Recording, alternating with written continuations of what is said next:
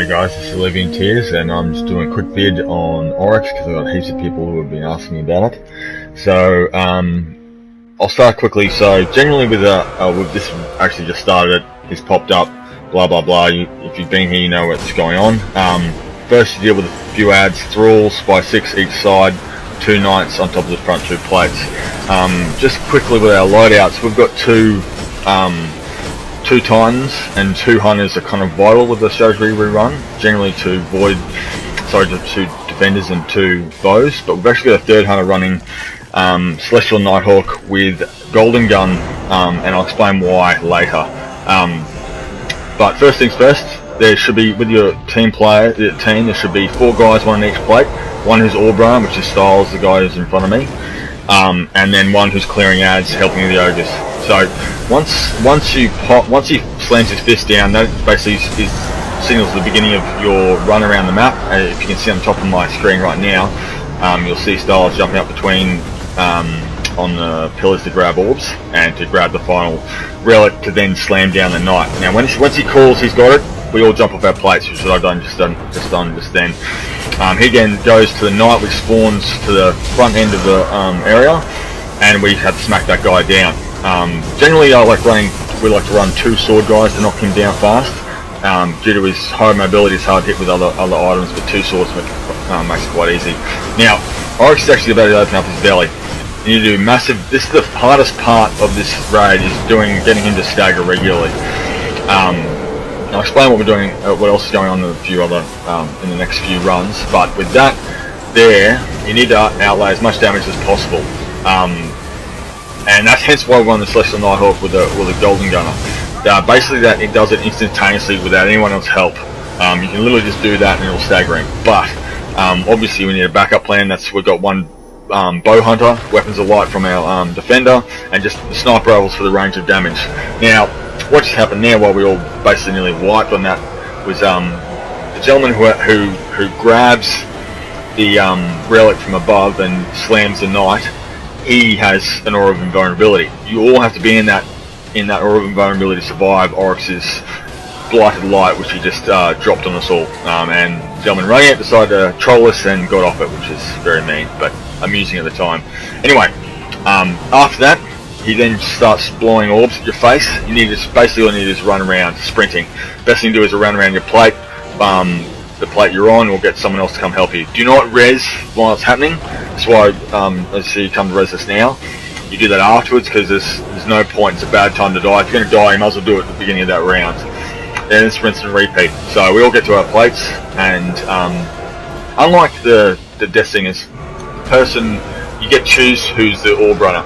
So they just need to get a jump on the plate first. That's important, because then obviously they grab the orb. Then you jump up in a counterclockwise circle, going just all you need to do is watch the player in front of you in the order to be able to know when to jump up. That's a simple way of doing it. And they ogres spawn in that manner. And generally with a good team, as you see, I just dropped down and mine was the last ogre to come out.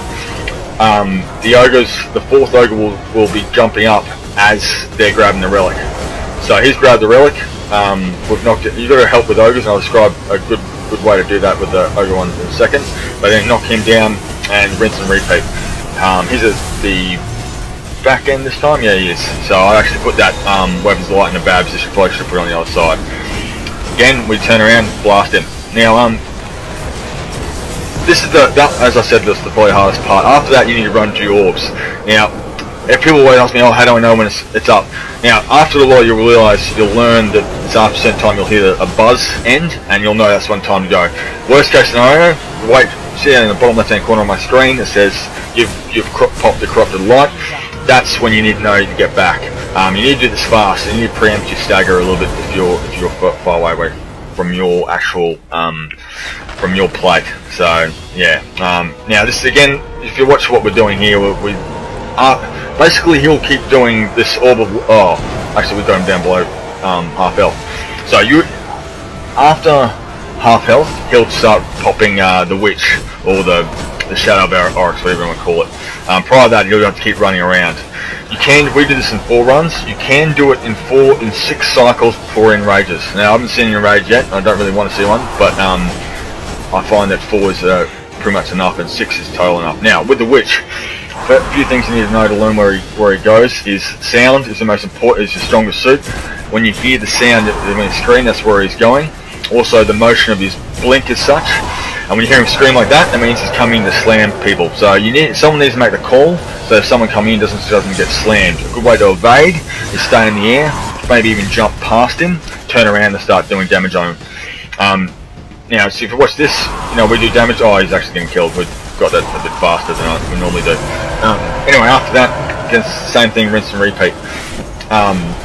With the ogres, the ogre runner, and the best thing to deal with is down the first ogre, and then deal with the side that's going to have 2 ogres at the same time. So, say with what we're doing right now, on my plate in the front left-hand plate, he'll help with my ogre, then go to the back 2, help with those 2 ogres, and because by that time me and the front 2 platers will be able to knock down that 4th ogre quite easily. So watch this, it's going to go down quite fast. I even only got 2 shots of sniper rifle and down.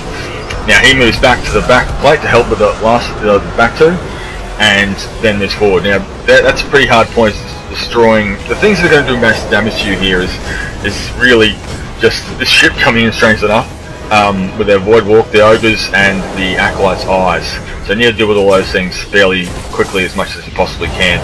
But once you're in the middle, the aura of invulnerability that this gentleman has, you'll see on me that I've got on me right now, you're actually invulnerable. You still get staggered if being hit, but you won't take any damage.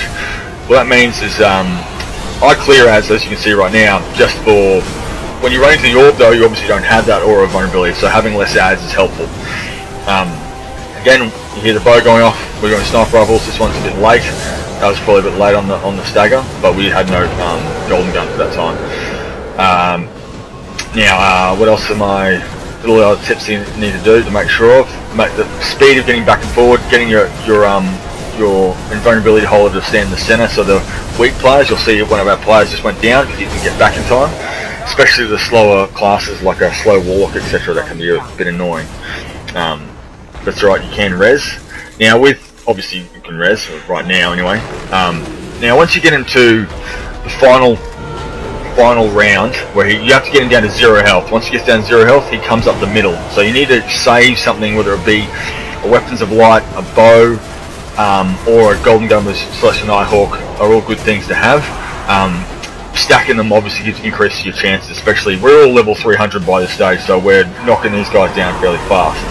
But you can do it 294 upwards realistically. Also with the witch, if you're outside, good vision of this, you need to waste your thralls, because when you're inside, you actually don't regen health, and any thrall that gets in there is going to cause more and more issues for the players inside. Generally, you like to be able to have the witch down by the time the 6th player gets inside. I wish shame I don't really get one where I can see the dodge. You basically, if he's in the air when he slams down, you probably won't die. You should be around about 25% health coming out of it, even if it's direct, close to direct. So if you just stay away from the ground, you should be alright. We tend to run sniper rifles, obviously, for damage on the crit points. Oryx doesn't actually have a crit point, the mid damage area, hence why the Celestial Nighthawk with the golden gun works so well.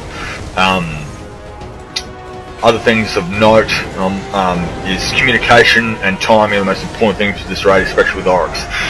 So our teams have been doing it for a while. You don't get discouraged if you miss a couple of beats. Obviously you see what's with this, I see my player in front of me jump up, I jump up behind him, and helping out. So helping with the ogres makes it a much easier,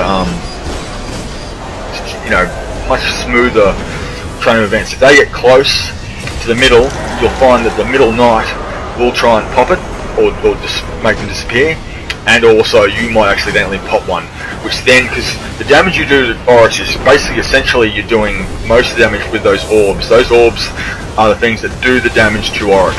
So you need to have all 4 popping each round to really maximise your effect. And then there's a sliver you do, it's really just the gun damage. The gun damage is really just for staggering, is the main point you're doing there.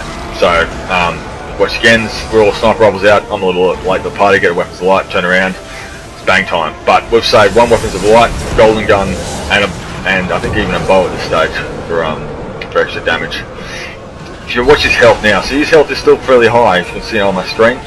Top quarter is about a quarter health. You watch it as I'm looking at him. You'll see as the orbs pop, he takes massive damage. It's actually not the guns that do the damage, it's the actual orbs that do it. See? Bang. He's at 0 health. We can actually stop shooting at the stage. Now this is the point you've got to be ready for, because you've got to basically do another stagger fast. Weapons lighters up. Front right hand side line of the screen, you'll see a guy with a golden gun about to pop, which basically ensures it, but in case he misses, we're all firing. And that's basically completion of Oryx. So DPS is your main point, especially for staggering. So that means fast reload times on the guns you're doing. You need to be able to achieve that range. So LMGs, rockets do work, but obviously low velocity gives you the poops. And try to swap weapons as opposed to reload. So fire change to your second weapon, or your tertiary weapon, however way you want to do it. But you'll need, that's the first hard part of Oryx, is getting him to stagger and getting it regularly so that you continue doing the rest of it. The rest of it really is just timing. Anything else, send me a text, make some comments, ask me some questions. We can get back to you with a bit more specifics, and I'll put some more vids out, obviously, with some of the other ones, and a bit more tips and tricks. Awesome. Thanks, guys. Talk to you soon.